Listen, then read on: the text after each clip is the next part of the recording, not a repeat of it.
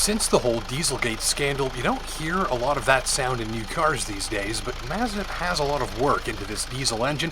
In fact, they spent years tweaking it to get it just right and to a point where it was worthy of their SKYACTIV badge, which promises responsive and refined performance with above-average fuel efficiency. And today we're going to give that new diesel engine a whirl in this new Mazda CX-5 and take a look at whether you should spend the extra money on the diesel engine or save some cash and stick with one of its already pretty fuel-efficient gasoline engine options. The answer to that depends on what you're after. It is perfect for the shopper after every possible option on their new crossover, as it's another box to tick on the options list. Specifically, the diesel is a $5,000 option that's only available on the top-line CX-5 Signature. This means that diesel-powered CX-5 models come just one way, fully loaded and for about $46,000 Canadian. Or maybe you're one of the many typically loyal diesel shoppers looking for a new option to replace an aging TDI, for instance. And if that's the case, well, here's a shiny new vehicle to consider in a smaller diesel-powered machine, and your first of such options in quite some time. And of course, with modern diesel engines come mountains of torque, at least relative to the thrifty fuel consumption figures. Translation: more thrust, less fuel burned, win-win. And instead of downscaling commercial diesel tech into a passenger car, this 2.2-liter SKYACTIV-D was designed from the start to be light and quiet and sporty and responsive.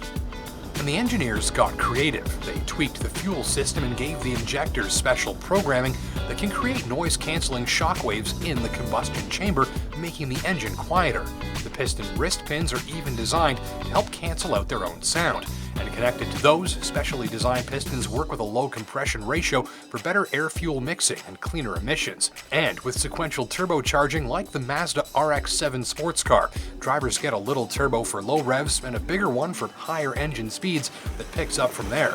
And that approach means two turbos working in cahoots for improved response. So I think the biggest surprise to me with this engine is just the difference between what I was expecting and what I got. Normally, a diesel engine has a pile of low-end torque at very low RPMs and then sort of not much else.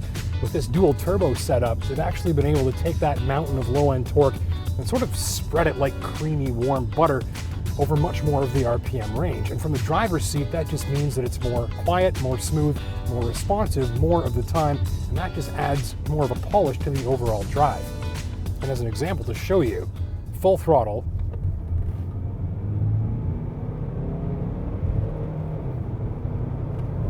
that is no louder than you'd get in a comparable gasoline-powered engine. It might even be quieter than a lot of them too. So, diesel fanatics, you can expect no issue feeling like you're getting your money's worth from this engine, and that's because, as Mazda often does, they've put their own spin on an existing technology to create something to appeal strongly to its enthusiasts. So, how's it work and how's it drive? Other than the low revving tachometer and roughly 2-second delay in engine startup on cold mornings for the glow plugs, there's not much else to get used to, other than a charming bit of diesel clatter for a few moments on cold mornings until that engine gets warm. And once that's happened, it's an impressive piece. Big surges of power from small throttle inputs, no need to use more than about 1,500 revs around town. And opened up, it's a smooth, deep rumble that's nicely muted. With 170 horsepower and nearly 300 pounds of torque, most will find the performance to be more than adequate, especially around town. And all of that using less fuel on average than a standard CX-5 gasoline engine and a lot less fuel than the available turbo gas engine, despite the turbo diesel packing nearly as much torque.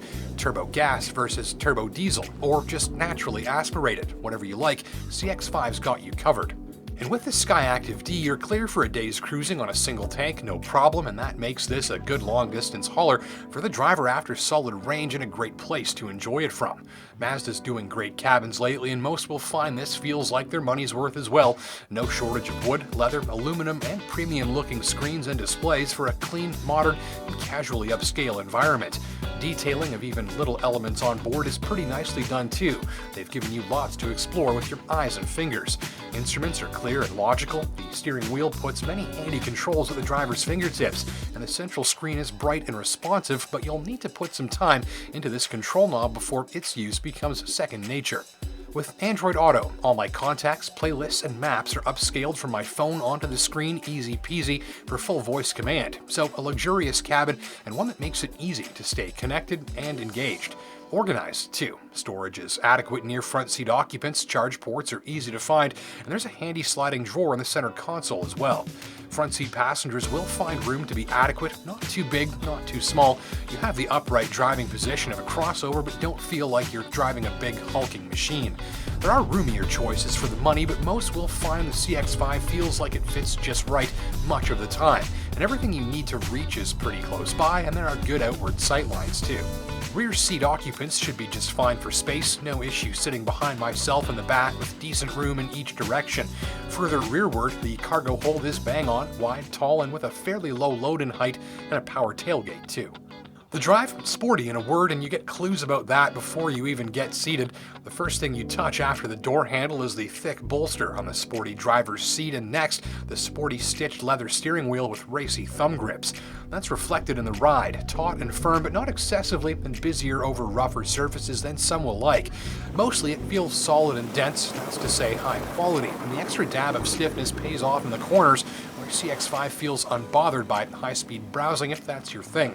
So if you like a nice connection with the road, it's pretty bang on. If you want to feel like you're floating on a cloud, you do have better ways to spend the money.